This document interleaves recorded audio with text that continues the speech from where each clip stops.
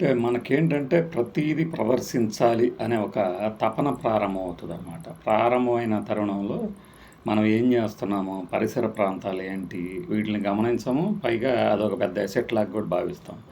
ఇప్పుడు ఈ పక్కన ఈ సొంటగాడు, ఈ వెధవ, ఈ సన్నాసి చూడండి మీరు.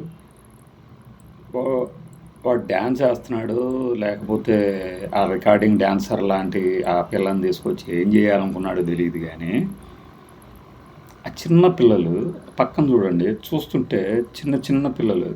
వాళ్ళని చూస్తే ముందు జాలేస్తుందనమాట. అంటే వీడికి తెలుసు ఈ పాటలు, ఈ డాన్సులు ఇదంతా రికార్డ్ చేసుకుంటున్నాడు. అంటే అతని ఉద్దేశ్యం ఏమై ఉండొచ్చు? పాపులారిటీ కోసమా? లేకపోతే ఇది బయటకొస్తది అని తెలుసు. బయటకొస్తే ఏం జరుగుతది కూడా తెలుసు. తెలిసి కూడా ఇట్లా ఈ హోంగార్డు ఈ వ్యక్తి ఇట్లా చేయటం ఏంటి? ఇప్పుడు సస్పెండ్ చేశారు బాగానే ఉంది. ఇలాంటివి ఇంకా చాలా ఉంటాయి కదా. ఒకటి నువ్వు డ్యాన్సులై గెంతులై ఇన్ హౌస్లో వేసుకో, లేదు ఏకాంతంగా ఉన్నప్పుడు చేసుకో.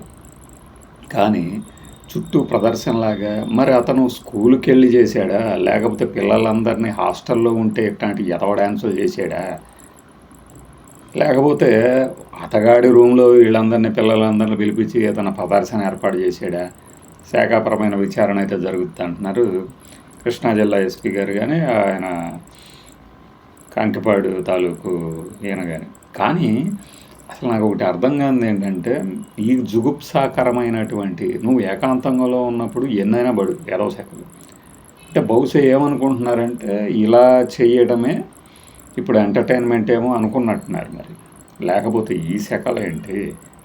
ఇలాంటి భంగిమలు అందరి ముందు కనీసము ఎవరన్నా చేయగలరా? చూడండి ఆ వీడియో చూడండి.